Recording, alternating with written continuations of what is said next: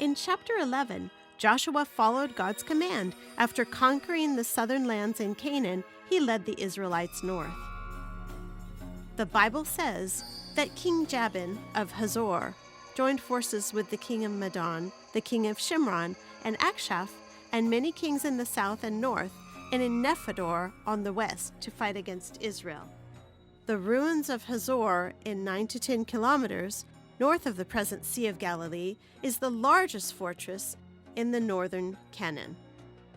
Joshua chapter 11 verse 10 says that Hazor was the head of all those kingdoms.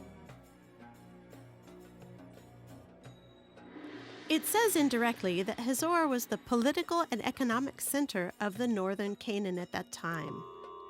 Next to the ruins of Hazor is a small museum in which are exhibited the excavations from the lower city, relics from ancient Syria, Egypt, Babylon, and as far as Greece, the island of Crete, and Cyprus of the Mediterranean.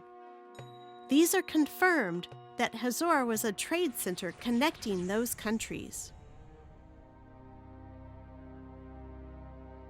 The ancient city of Hazor was built on two different heights of the mound. Archaeologists call them the Upper City and Lower City.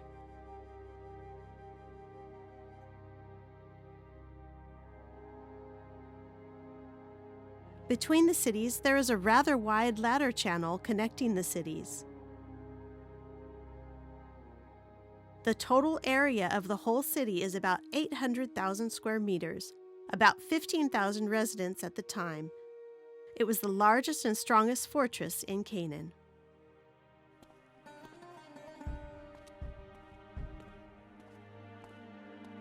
Currently, only the upper city is open to visitors.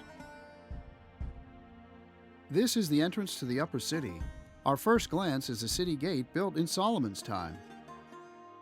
Like the city gate at Lachish, it was strong and defensive. They might be built around the same time. The city gate of Hazor has 6 guard rooms. Archaeologists call this style of architecture the Solomonic city gates.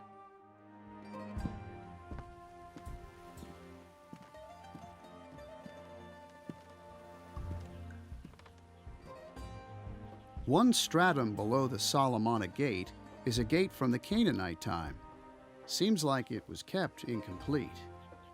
It takes imagination to visualize the shape of the ancient gates.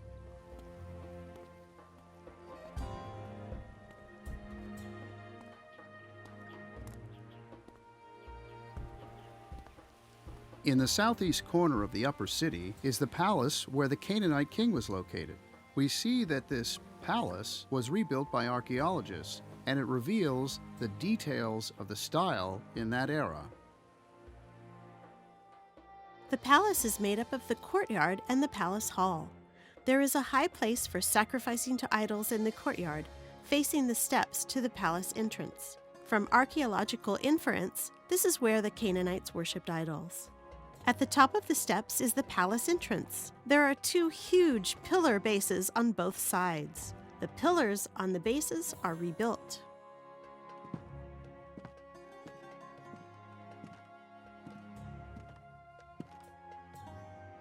The walls of the palace hall were made of mud bricks.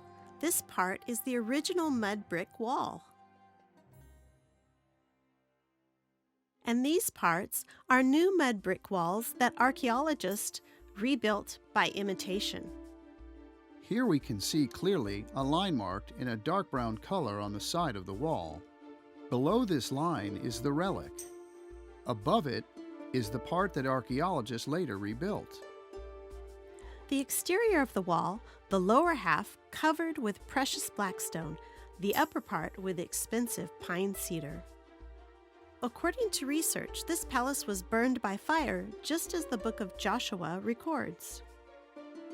The Israel Museum exhibits artifacts unearthed from Hazor. Among them are different forms of clay shrines made by the Canaanites, a variety of temple idols carved in bronze or stone, and totems, and carved stone lions to guard the temples.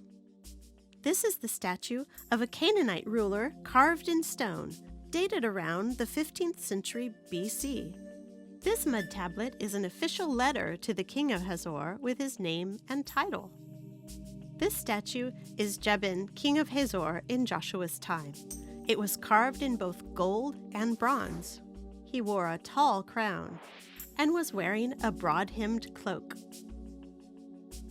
At the time when King Jabin of Hazor heard that Israel had conquered central and southern Canaan, he formed a powerful alliance to confront the Israelites, who were attacking from the south. The Bible records that they were in number like the sand on the seashore, with very many horses and chariots. According to the Jewish historian Josephus, recorded in 1st century AD, the Allied troops had 300,000 infantry, 10,000 cavalries, and 20,000 chariots. Such a powerful enemy is intimidating indeed. At this crucial moment, Joshua was challenged by the largest scale of war in his life ever. Once again, the Lord encouraged him, saying, "Do not be afraid of them, for tomorrow at this time I will hand over all of them, slain to Israel. You shall hamstring their horses and burn their chariots with fire." Joshua chapter 11, verses 7 to 11 record, Joshua relied on God's amazing help. He defeated the northern allied forces at the waters of Merom, then turned back and conquered the city of Hazor. Joshua obeyed God's command and set the city of Hazor on fire. Archaeologists found that the ruins of Hazor city had been burnt 3 times. One of them was about 1400 BC, consistent with Joshua's time. In Joshua's conquest of the land of Canaan, except for Gibeon, which was occupied peacefully, he attacked all the other cities by relying on the Lord to defeat the enemy. So Joshua took the whole land according to all that the Lord had spoken to Moses, and Joshua gave it for an inheritance to Israel, according to their tribal allotments, and the land had rest from war. Joshua chapter 12 summarizes the war on all sides. Seen from this map, it probably is the areas and cities in Canaan that were controlled by Joshua after the campaign.